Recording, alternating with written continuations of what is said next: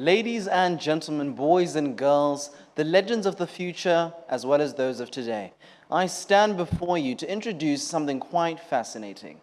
Welcome to the 2025 8th edition of the SASI Debate Challenge, courtesy of Nyaradzo Group, and we'd like to give a big shout out to our various sponsors and those that have brought you this amazing product. Right here at Say What, we believe in confidence as well as ensuring that our rights are heard. But we wouldn't be able to make this event a possibility if it wasn't for our good old Sawira. Don't forget about SEAL, Sawira Events and Lifestyle. And I am your debate master. You can just call me Master Jumbe. And I have the prestigious honor and gift of being with some of the most diverse and intellectual individuals in the entire country. They have come from across the nation to provide their understanding on certain issues of contention, issues that require high levels of thinking, critical understanding, as well as argumentation. We didn't just pick anyone, but these people said when it comes to the call of our rights, we'll stand first. So we'll have them introduce themselves, as well as the various tertiary institutions and universities that they're representing, starting with podium number 1.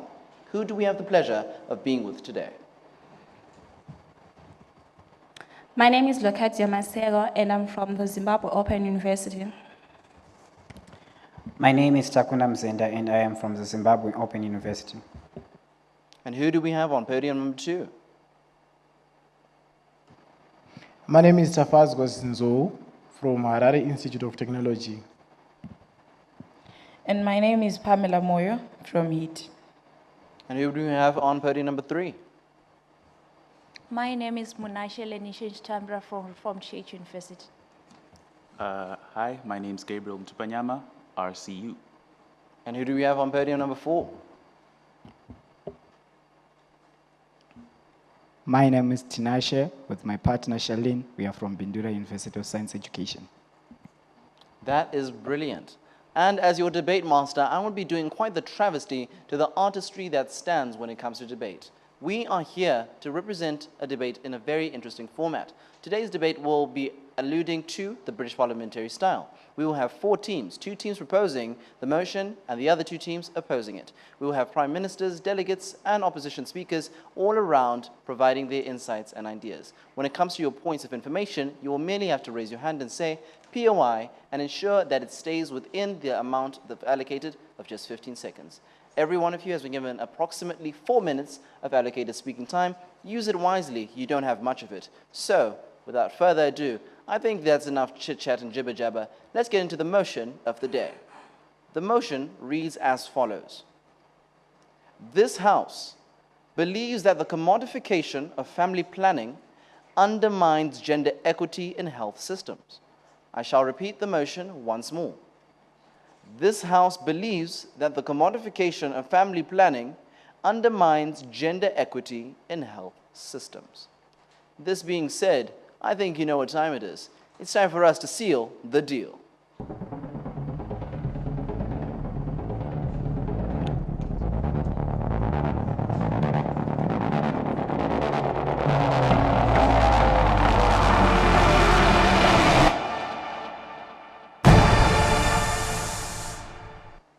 Well, you know what that means. It's time for us to set the stage for revolution and change advocacy forever. We don't believe that leaders are those of the past or that leaders are born. They're made in moments just like this. And without further ado, I will now call upon the first speaker. Honorable Prime Minister, please may you come forward, take center stage, and provide your stance on the motion.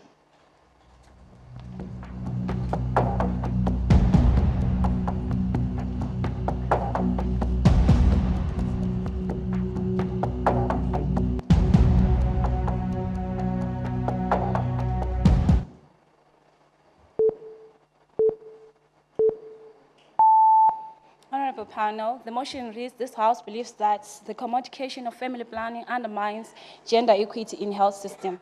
So I'll break down the key terms of this debate. We look at commodification as the process of treating something as a commodity that can be bought or sold in the markets. In the context of family planning, it refers to increasing involvement in private sector actors and market-based approaches in the provision of family planning services and supplies, often with the goal of generating profit, right? We talk of family planning as the practice of intentionally controlling the number of children in a family and the intervals between their births. We talk about gender equity as the fairness and justice in the distribution of health resources and opportunities between women, men, girls, and boys. This means that we ensure that everyone has equal access to quality healthcare services that meet their specific needs regardless of their gender. All right, panel, our case as the opening government lies solely on 3 fundamental principles. We're going to talk about how commodification undermines the gender equity in terms of reduced access to low income in women, right? So panel, we think that a commodification can lead to higher prices of family planning services and supplies, making them unaffordable and for low income women.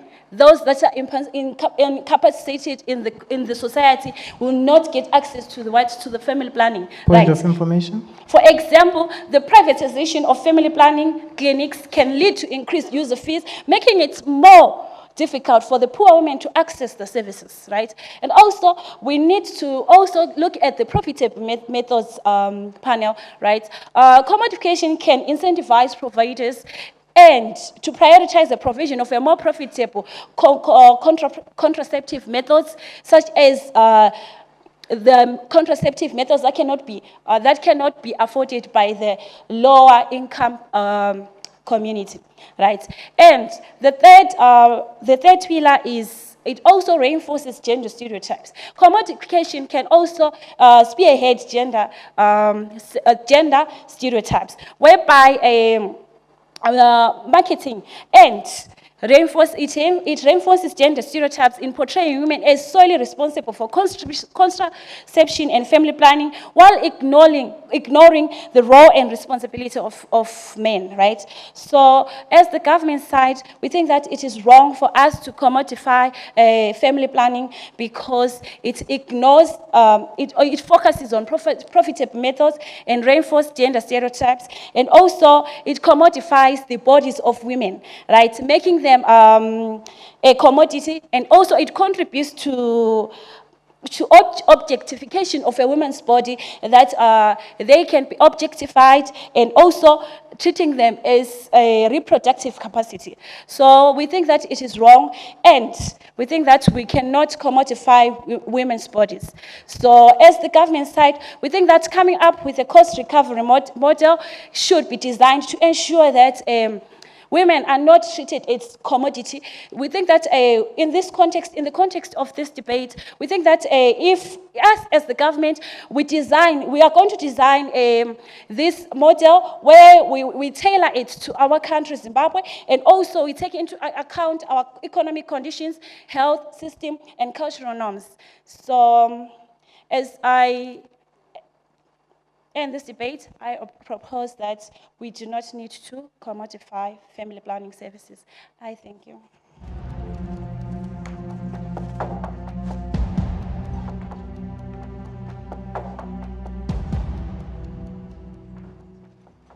Thank you very much, Honorable Prime Minister. Well, as we always know, when it comes to political tensions, there's always going to be one that's standing for something and someone else to challenge it. Now, we will go to the side of hearing the perspective of the leader of the opposition delegation. May they please come forward and take the stand.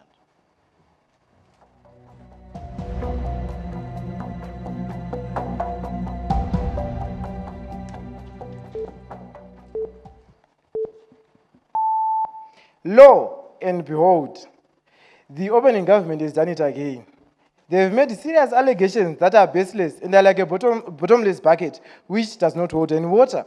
You can see they are debating from their own point of view, which is talking about equal access, yet the motion itself is talking about equitable access. There is a distinct difference between something that is equitable and something that is equal. And secondly, they made the mistake of thinking we are talking only about women. But as far as I'm concerned, it just says gender. So we're just talking about gender here, and I'm going to redefine the terms, right? We have commodification, which is simply giving a price tag to something, right? So that it can be sold in markets, it can be branded, it can actually drive supply chains better. We've got gender equity, which is simply referring to giving health in a fair way. What do we mean by fair way? We mean, for example, let me give you a hypothetical. We've got 3 people, one who is short, one who is taller, one who is the tallest, and they want to see over a wall. What we do is we give them boxes that allow each and every one of them to see over the wall. That is not equal treatment, that is equitable treatment, which is what we are arguing initially.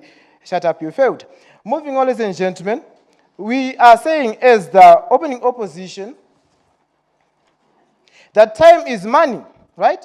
I think each and every one of us in this building know that time is money. So whether you don't pay using money, you still stand in long lines for a day waiting for HIV pills. And the worst part is that everyone will see you waiting and then they'll judge you after that. We are saying we are prioritizing your privacy. And when you've got commodified goods you can buy in private pharmacies, they can actually deliver to your home, which is better for you. Shut up once again, you failed. Moving on, ladies and gentlemen, we can see that the motion itself is actually, the argument from the government itself is actually biased in the sense that they don't recognize that when something is free, it is actually of compromised quality. That's the initial thing.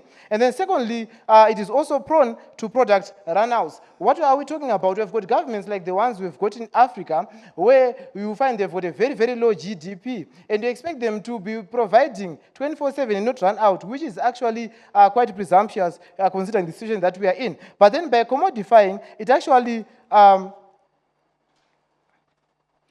helps the government, it actually helps the people per se in getting more quality goods, and these goods can actually help the society at large, because now we've got other market players who are actually having readily available goods at every given point in time, which is actually advantageous if you look at it. So you can see that clearly commodification increases choice and innovation. What are we talking about? If there's market competition, it means companies are going to make good products. I won't give this example, but then I don't normally give this example, but for the purpose of this debate, we've got Magnum condoms, ladies and gentlemen, that cost way much more, but actually better. And then we've got also, which is actually against the points that were raised by the original government, we say that these things are expensive.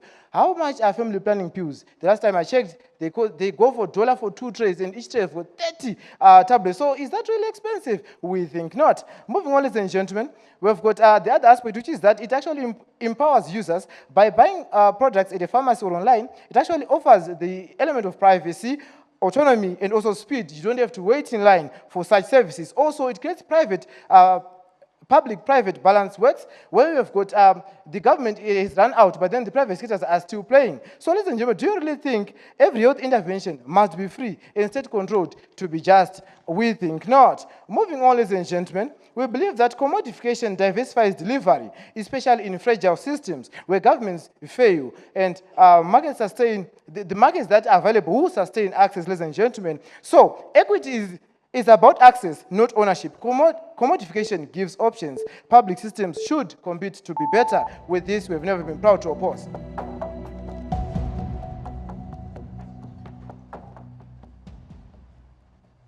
Thank you very much, Honorable Speaker. We will now move on to the Deputy Prime Minister. May they come forward and take the stand.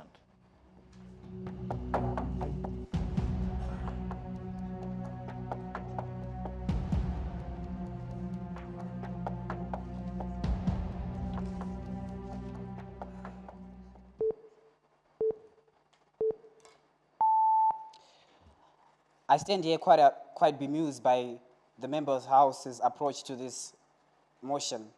The first question I have to ask the Member of House is that who exactly is, when you say time is money, who exactly is waiting for this money in cases of where people are actually waiting to get their own, when people are actually waiting to get the means that they want?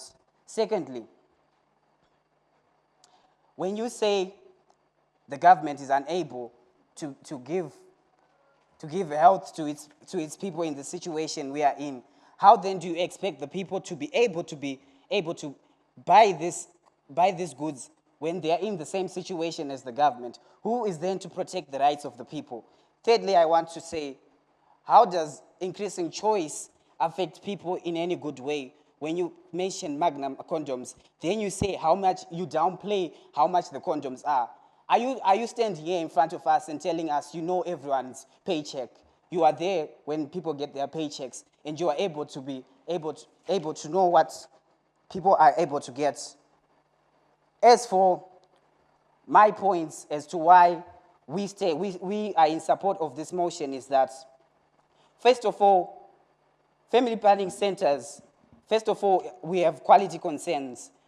The products in themselves, if we are running at a commodity pace, where we want to view products at a profitable pace, we have problems where we have goods that are substandard, and who affect goods that are substandard, e.g. the pills themselves. Who is there to check these pills when everyone is looking for profit? Surely you know that there are always loopholes to every system. Secondly, family planning centers in themselves. When people are being judged on how much they can pay, I ask you this question: who then is to be able to be reliable when in situations where, such in rural areas, where they do not have the money to be able to pay for high-class facilities and high-class counselors and medical professionals, who is then able to sustain them and help them have high-class quality health? Thirdly, I want to say commodifying health increases reduced public sector investment.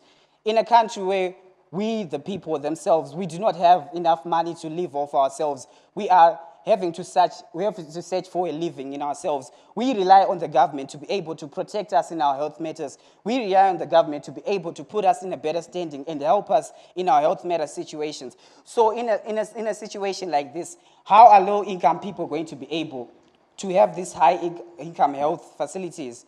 And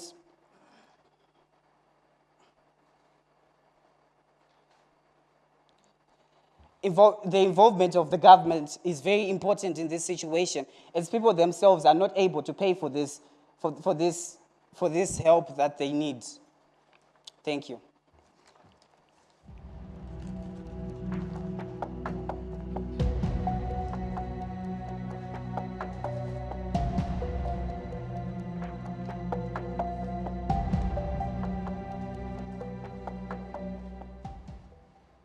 Thank you very much, Honorable Deputy Prime Minister. We will now hear from the Deputy Leader of the Opposition Delegation. May they kindly come forward.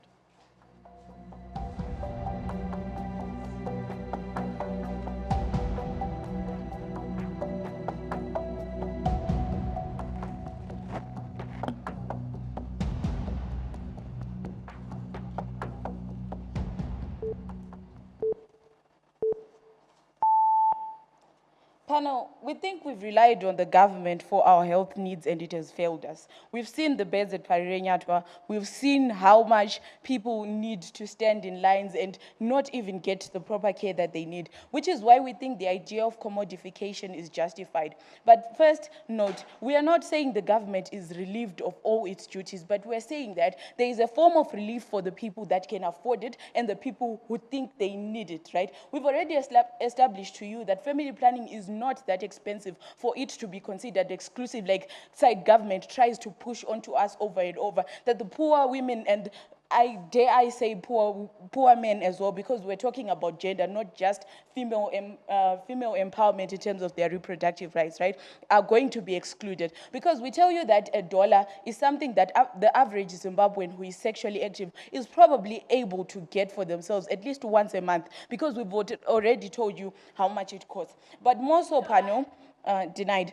But more so, panel, we tell you that we think companies care a lot about their profit. Why not take advantage of that and allow them to advance the forms of family planning that are available, do more research, invest in that, and the government can still produce more of that at a stage where they're able to do so. Because we think currently the government is overwhelmed and there's other issues that they would rather prioritize over family planning. We talk of the fact that Trump has recently pulled USAID, right? So the government now has to cater for the people who are infected with HIV and AIDS, or even more so, we can talk about the rising cases of cancer and other stuff, right? We think that those are more romanticized issues in society that are going to get more funding from the government over family planning. So why not allow the commercial factor to come into play and allow people the choice, right? Allow the people who are willing to pay in cash instead of their own time, where they're told today we have run out, you can come back next week, or you can try again another time in a time-sensitive issue like family planning, because we understand that usually the family planning pill takes a certain amount of time, it needs to be taken at a certain window period for it to work, right? But also, denied. We also tell you that we think that panel, free is usually synonymous with low quality, and we've seen it over and over again with the government failing us with their government hospitals.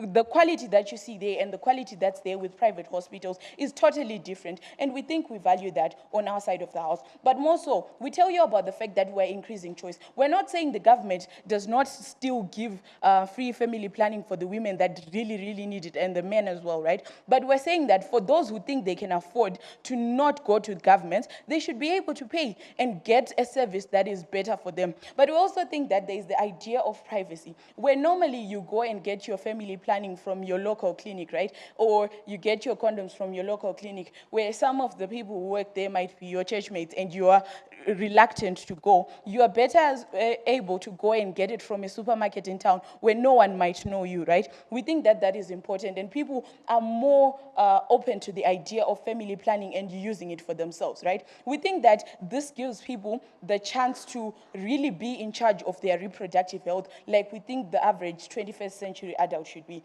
But also, panel, we tell you that what is important in today's debate is the idea that we want to make sure that people have choices. We value choice on our side of the house, not just the idea that it's free, so everyone should be able to access it, right? But when you have the choice to say, okay, it's free, but I think it's still substandard for what I want, what else can I get? And for $1, I'm willing to get better quality, I'm willing to get better service, I'm willing to get faster service, because believe you me, some of the nurses who work in our government hospitals dispensing free reproductive material are quite rude. With this, we're proud to oppose.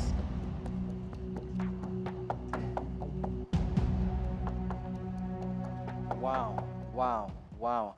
I believe that Leonardo da Vinci is actually quite jealous at the moment because of the artistry of the argumentation that is coming out in this debate. Wow. Have you ever just had a pizza and have half and half? One side is delicious, but the other half is much better. And that's just what we have for you at the SASI Debate Challenge. This has been the first half of our debate. We'll catch you right after the break.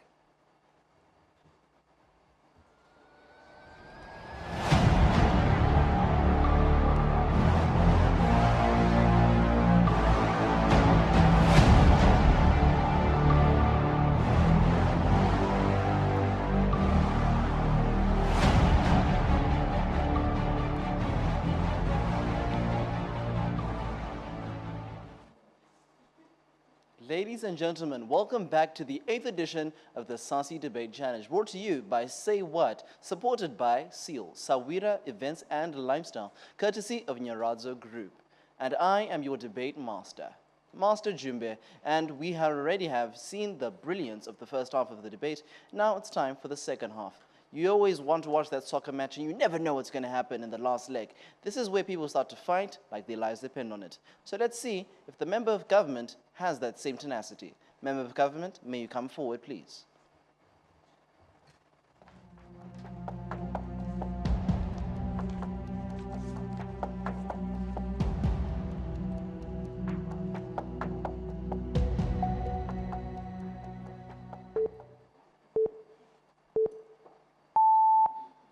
Honorable panel, the government side is arguing against the idea of turning family planning into a paid service. First of all, I would like to extend the points that were mentioned by the Prime Minister. She mentioned that there are better alternatives, like the cost recovery model, where those who can afford to pay can pay. I'll also extend this saying that we can reprioritize our budget as the government. We can reprioritize like the infrastructure development and putting those funds into health facilities. So we truly oppose this, the motion of the idea of turning family planning into a paid service. I'll go on expanding the other point that she mentioned, that turning family planning into a business to make profit, it reduces trust and inclusiveness. We are saying that the government is there for the society, is there to provide the service, not to make profit. So why commodifying family planning? We are saying that women tend to avoid clinics out of fear of cost, or stigma. So we are saying that family planning should remain a free commodity.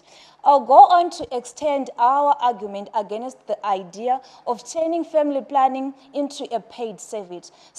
Why are we saying so? We are saying so because family planning is a right, not a commodity. Fees restrict access to family planning services, especially for the marginalized people. They cannot afford to pay for the family planning. Who knows? Maybe charging that $1 for a rural girl who does not have that money to pay for the family planning, it would have changed her life not to drop out of school because like she was going to prevent that pregnancy. So we are saying that we should not commodify family planning. I'll go on expanding, saying that commodification worsen gender inequality by financially burdening women. We are saying that in rural areas, many women are not empowered enough to be financially stable. The first difficulties in their families where they are not supported by their husband, they're not given money. So how do you expect that they are going to pay for the family planning if we commodify it? So we are saying that this will lead to higher maternity death. I'll go on expanding that. Commodifying family planning leads to unequal access, unequal access leads to unequal health outcomes between the rich and the poor. We are saying that the poor will be marginalized. They will not be able to make that right, the right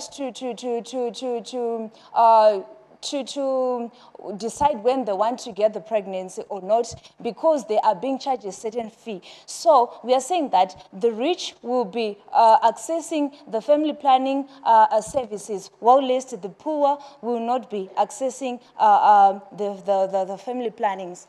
So I'll go on expanding that. Turning family planning reduces access, increasing the maternal mortality rates and also unplanned pregnancies. So we as the government side, we strongly argue against the idea of turning family planning into a paid service. With this, we are proud to go against the motion. Thank you.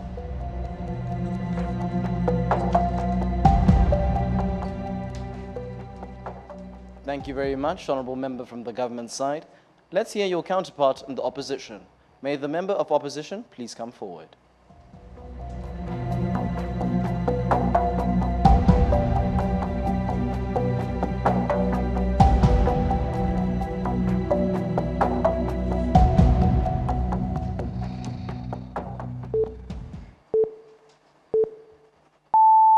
Panel, we think the person that wins today's debate simply has to prove whether gender equity is upholded by actually commodifying family planning or not, right? We think this whole debate is generally centered on how,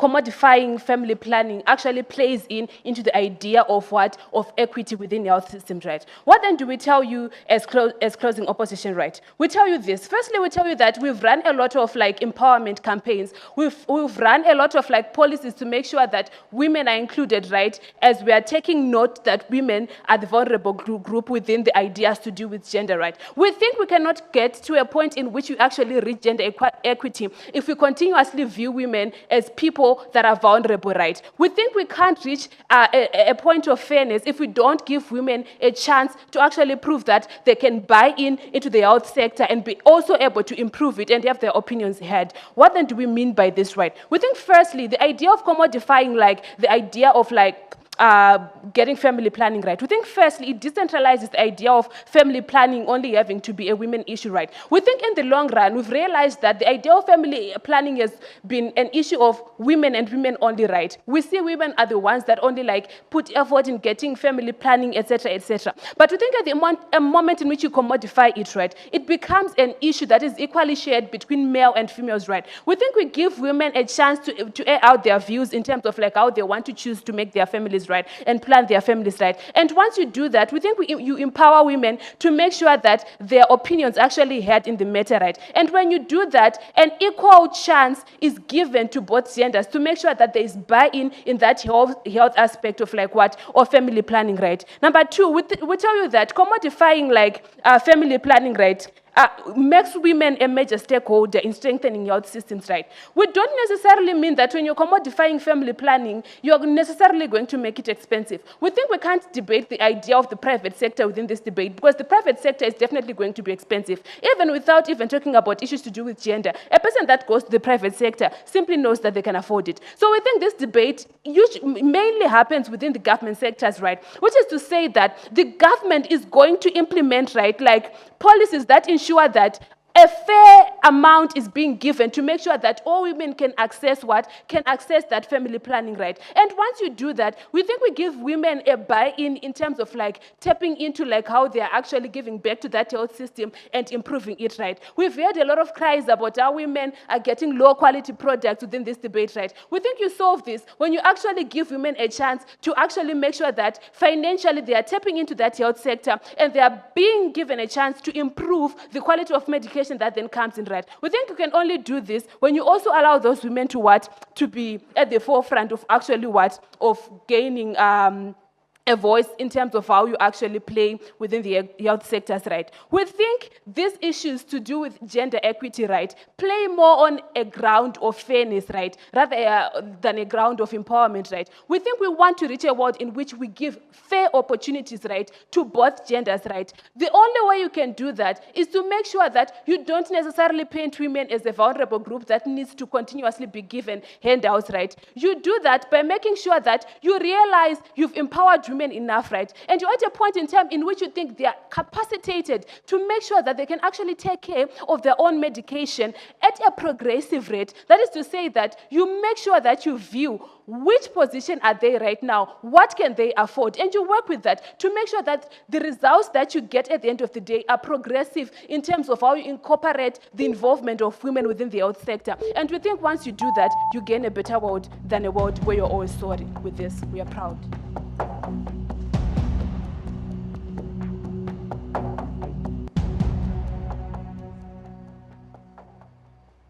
Thank you very much, Honorable Speaker. In the words of Silento, watch me whip, watch me nay-nay, watch me whip, whip, watch me nay-nay. We will now go to the government's whip. Please come forward.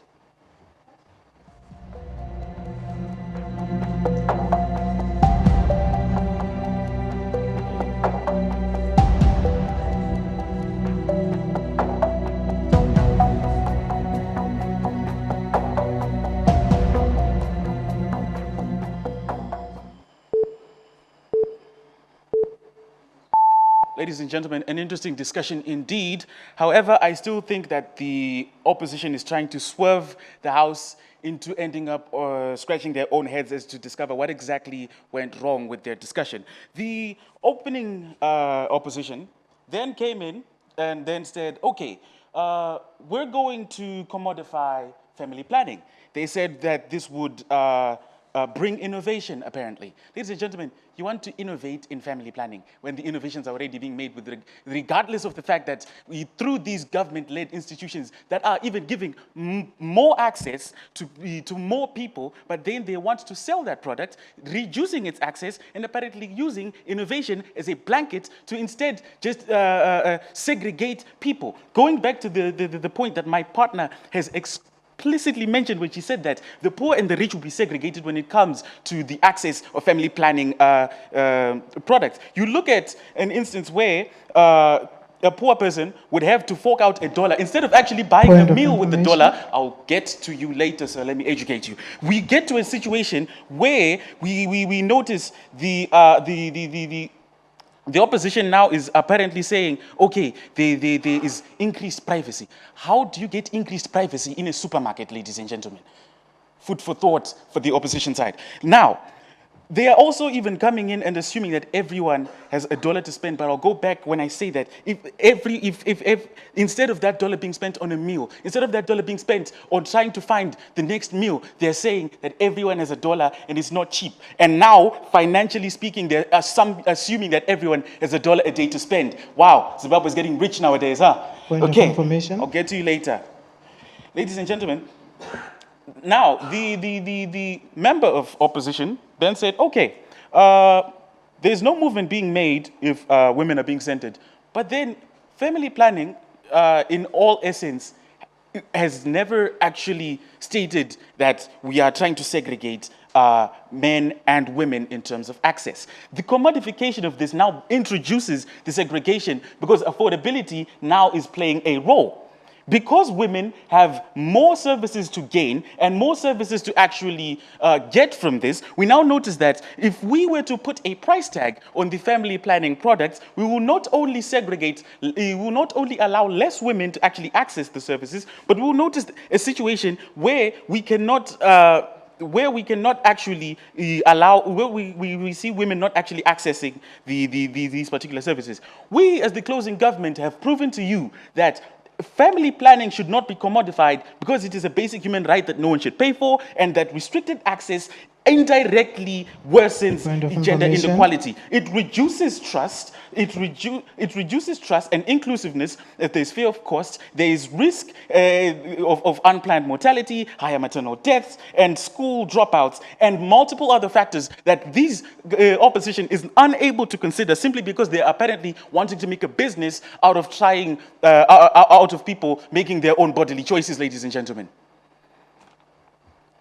A moment of silence for the opposition after that stern, very stern speech. Now, POI. Define innovation, Mr. Speaker, say, and explain how it is bad in health, i.e. family planning. Specifically, innovation with regards to family planning, since I got about 15 seconds, I can only tell you is a blanket that you're using. Because basically almost all of the innovations have already been made.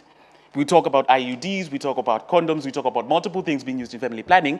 And if this isn't innovation, I don't know what is, in your opinion. Thank you.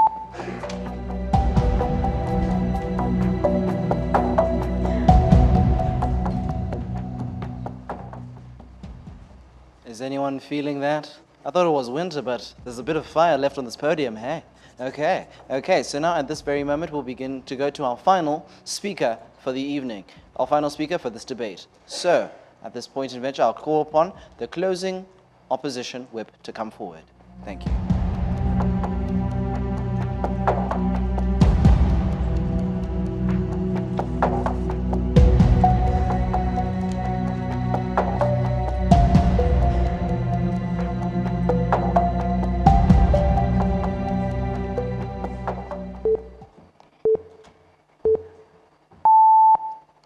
Okay, Speaker, a great misconception was made in this debate. The motion at the end was stated that this House believes that the commodification of family planning undermines gender equity in health systems, right?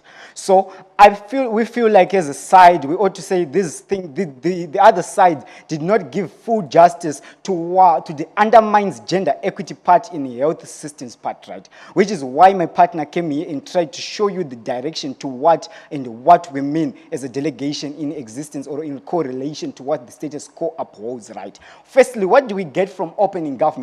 Opening government came here and talked about the issue of higher prices and commodities. Right. What we are saying is the government is investing a lot of funds into the health sector, right, which affects the part of the health sector. Then we have the gender equity people where we are trying to put inclusivity within men and women within that health sector that is being incentivized by the government, right? So definitely these family planning methods are going to be cheaper. Even if it's going to be sold for a cent, we mean that it has been sold. It's still a commodity, but we are going to get it at a cheaper price where we want to promote gender equity within the same health system, right? This is the process. So we are talking about the issue of how they talked about how it reinforces the gender stereotypes where it deals against, right? Well, panel, we are saying that women as major stakeholders in strengthening the health system, right? We believe it's now high time where we have to put a clear platform that is equal for inclusivity within both Take genders, one. right? Where we'll hold, ma'am, please. We're debating in the public sector panel where we see the government inclusivity coming in, right? So something that is not being priced cannot be taken seriously, panel. Panel, as much as salt is a bigger commodity in countries, we see even people who are at the rural areas affording to buy salt because it's essential in how they cook. So the same way we are going to prioritize family planning at that same price where people can afford it from their backgrounds, panel, and we put this in respect to how men and women are being inclusive on the same platform, right? That's what we are saying as a panel. What do we get from OO? So from this point, I really think that OG is nullified as they talked about the issue of commodification of bodies and how it reinforces the gender strategies, right? So on OO, we get that time is money, we need to do deliveries for what? No, that is extra costing that is going to come from how the deliveries are going to be done. What we are just saying, we are saying it reduces the continued view that the women must be the most vulnerable gender, right? Which we are going to opt for in the commodification of this gender system in relation to family planning itself, right? Which is how my partner came here and clearly explained, but they were not listening, even they were listening, they couldn't do anything about it, right? It empowers youth. They talked about how there is empowerment of users, which we do not feel into the scope of this whole debating panel as we are talking about the responsibility of the whole gender. We are saying the whole genders are being empowered at a particular point where the men should not be ashamed to be on a platform of family planning within the youth sector. And we feel like that is already problematic in the whole debate session. And this is what we get from our side, right? So what do you get out from our side? We get the decentralization idea of family planning being with women, but we work with inclusivity of men and buy-in also, right? So we are debating in the public sector, which is something we did not get from each and every side. I'm not going to talk about CG because CG was just rallying on the arguments of the opening government, which we did not feel had much substance to what we are really trying to articulate in this whole debating session. So what we are debating in the public sector, as I said, and women should take a financial tap into the health system for them to benefit, as well as to get the equal inclusivity of how we are going to actually make the family planning work in the health sector, as it has been made a commodity, right? So we want to give equal opportunities and fair opportunities by not making women a vulnerable group, which is something that you get for us. Thank you so much.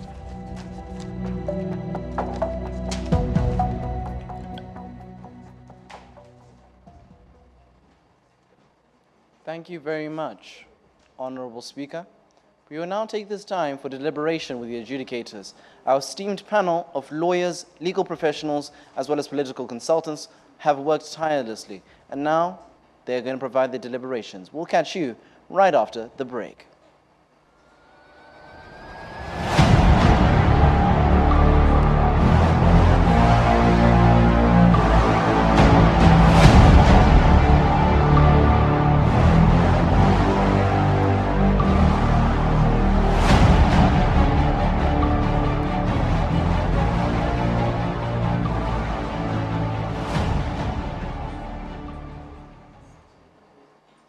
And just like Musana, we are back at the SASI Debate Challenge 2025.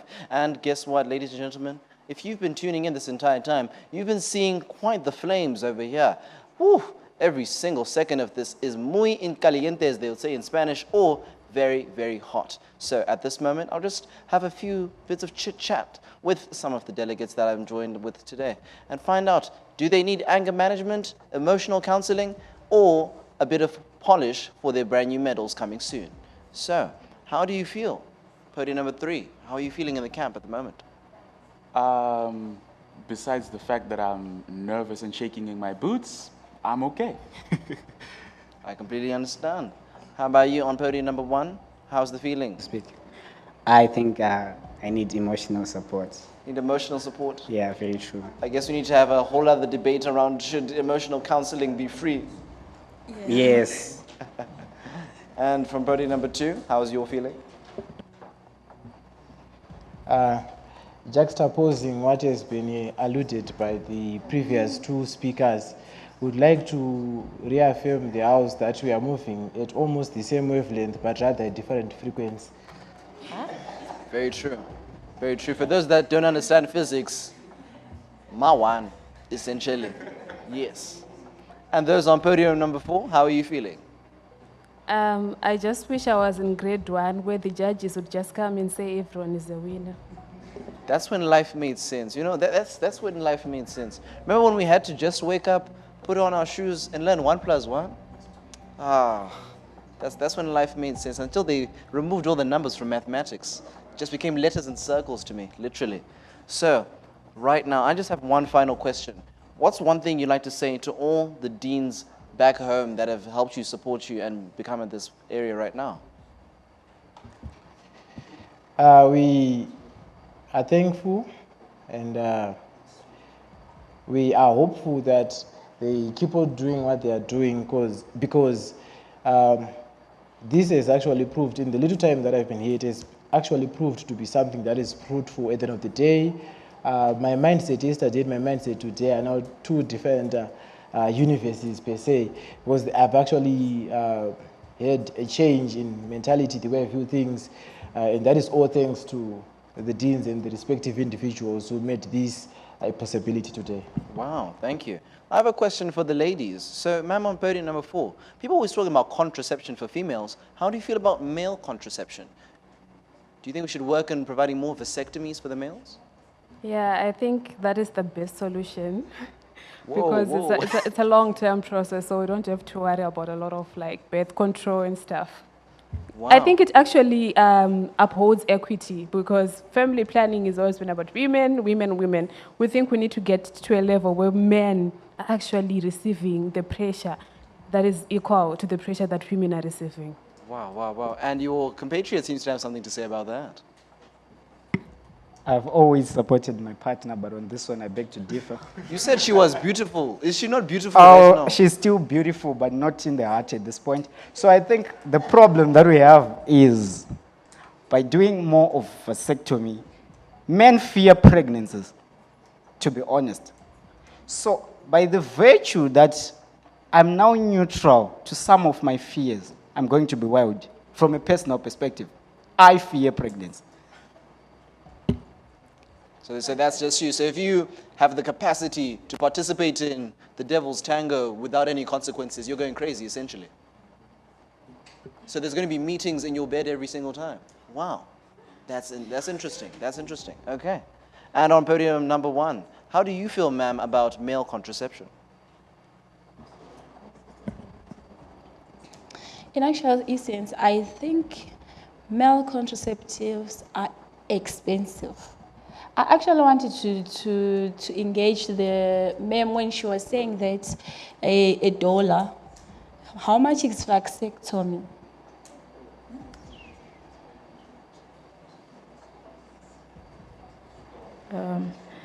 A vasectomy is like a permanent solution, right? I don't really know how much it costs, but when I said it was cheap, I was generally referring to things like condoms and my family plannings, which are like $1 for 30.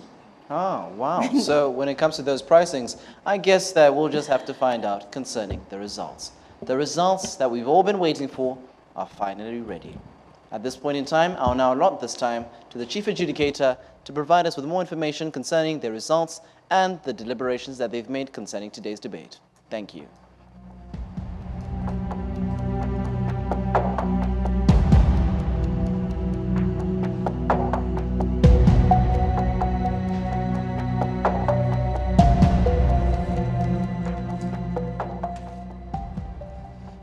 Good evening, and my name is Liam, and I was chair for this round again. This was a slightly below average to average debate. It actually came down to who gave maybe the argument that was closest to addressing the motion, especially in terms of conceptualizing what family planning is, and also addressing the whole part about equity. So that's what it came down to. A couple of comments before I go on to give the call. I think civility is also an important issue in the debate. I urge speakers to be civil and remain respectful to the dignity of other speakers. For example, words like shut up, you failed. It might sound catchy and spicy, but that's disrespectful. And it's something that as adjudicators, we don't let go unpunished. So I think going on forward in the next rounds, may speakers be respectful to each other, maintain civility for the sake of sportsmanship in debate, right? The room is to remain safe for everyone. So now getting into the call. On first, we have closing government. Second, we have closing opposition. Third, we have opening opposition. And fourth, we have opening government. Thank you.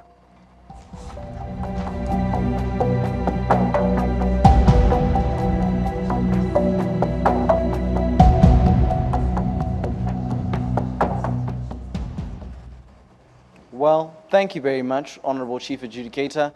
You've heard it right here. At the end of the day, we are all about excellence and collaboration when it comes to these discussions. Say What is dedicated to demystifying issues around sexual reproductive health, but our partners also include the beautiful company of SEAL, SAYWHAT Events and Lifestyle. And we'd like to thank you for tuning in today on today's SASI debate. Don't forget to stay tuned next time. See you next time. Goodbye.